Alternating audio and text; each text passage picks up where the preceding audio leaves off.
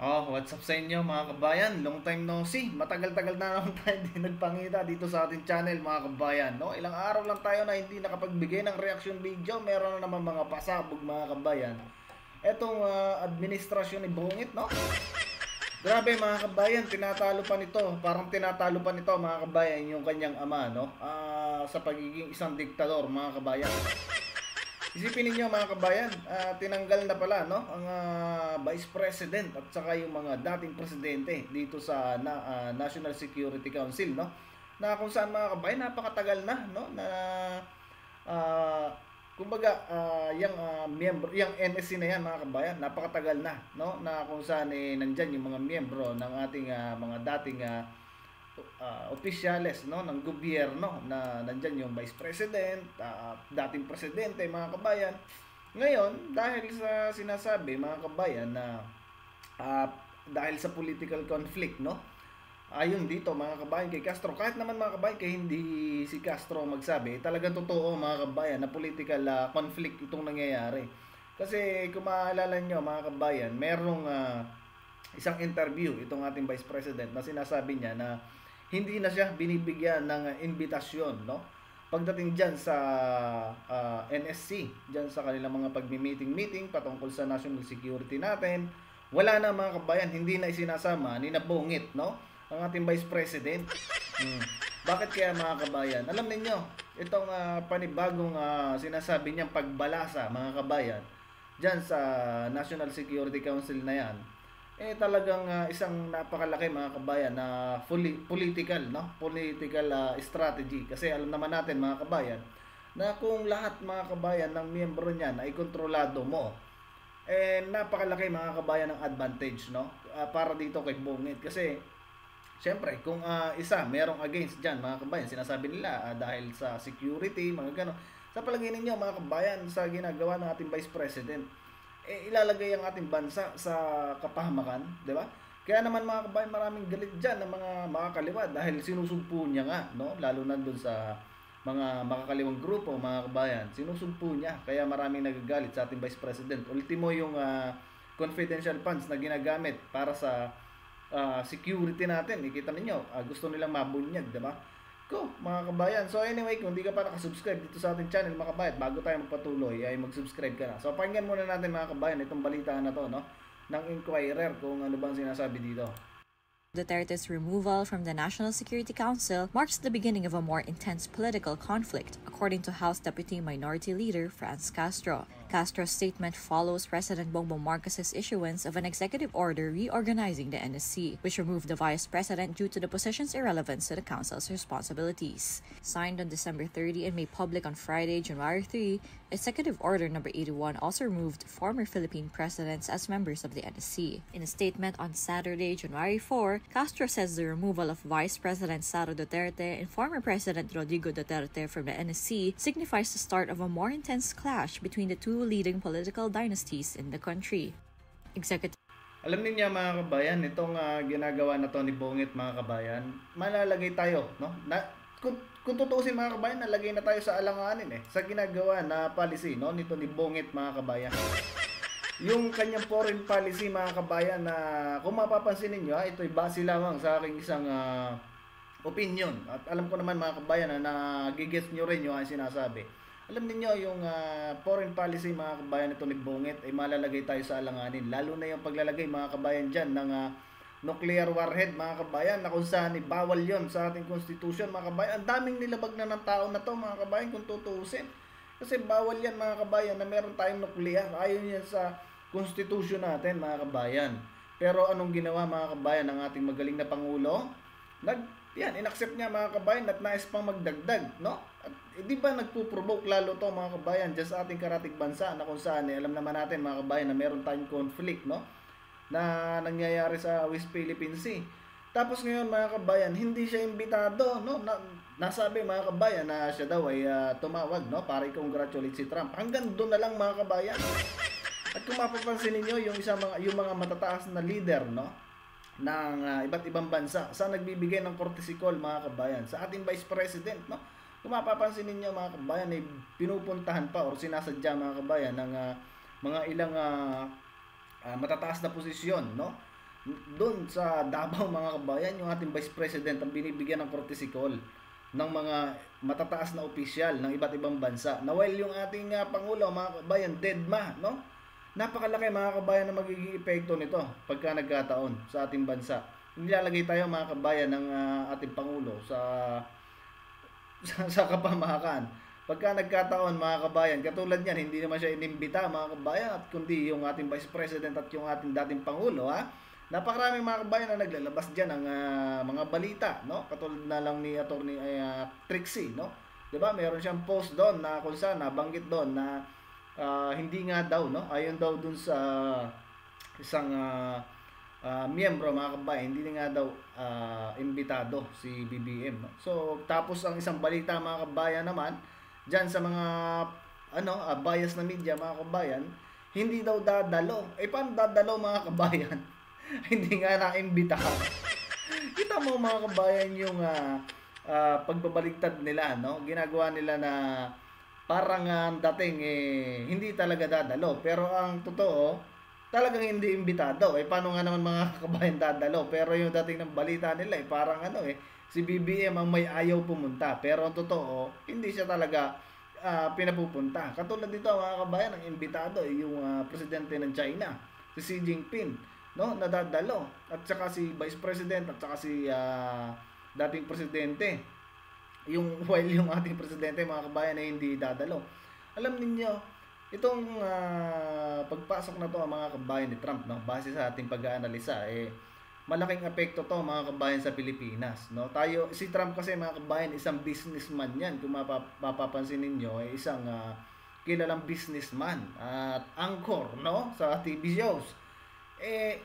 Ang gusto niyan mga kabayan ay peace, no, para sa negosyo.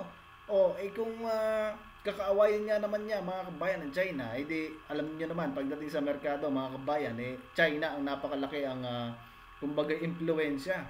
Nako mga kabayan, kawawa ang Pilipinas natin, nilalagay nito ni Bongit sa masasabi nating alanganin mga kabayan.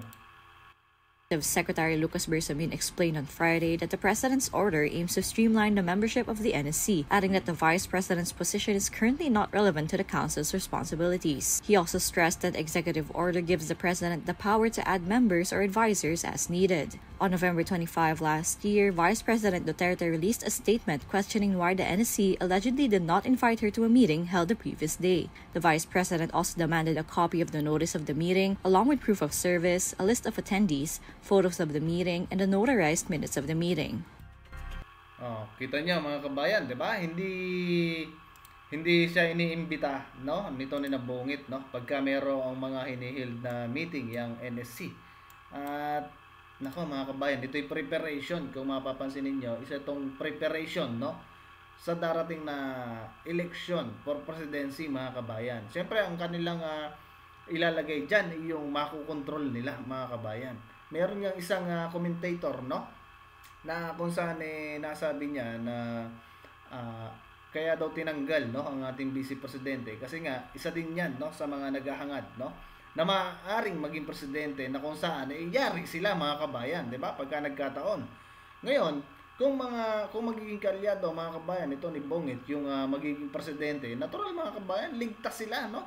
Sa dami mga kabayan ng mga pinaggagawa ng mga yan na kabalbalan, hindi naman tayo bago na diyan mga kabayan, at mapapansin niyo talagang kaliwat kanan mga kabayan ang kurakot, no? At kaliwat kanan ng utang. Kita nyo mga kabayan, utang na naman ang gaganapin ngayong taon na to. Malaki na naman mga kabayan ang utangin ng ating gobyerno.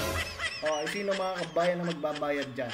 For sure, tayo mga Pilipinong nagbabayad mga kabayan ng tax. Kawawa naman tayo mga Pilipino talaga. Lagi tayong nagsasuffer mga kabayan. Pakinggan muna natin to si Atty. Topacio. Problema hindi nawawala Lalo-lalo na yung disinformation. Ayun. Di ba may resolution pa naman ang ating Kongreso na, di ba sabi ko ang analysis ko, ang tingin ko ay ito ay para magkaroon ng chilling effect o matakot, maalangan, madeter yung mga kritiko ng gobyerno. Ito disinformation na naman ang ibinungad sa atin kaaga-aga sa taon. Kita mo to ha. Sinasabi ng ating embahador sa Estados Unidos na si Babes Romualdez na hindi daw imbitado si Pangulong Marcos sa panunumpa ni incoming President Donald Trump dahil as a matter of policy, polisiya daw siguro ng State Department. Kasi ang Amerika wala pong Foreign Affairs Secretarian. Okay. Mga ambassadors lamang daw ang inanyayahan para sa panunumpa ni Donald Trump.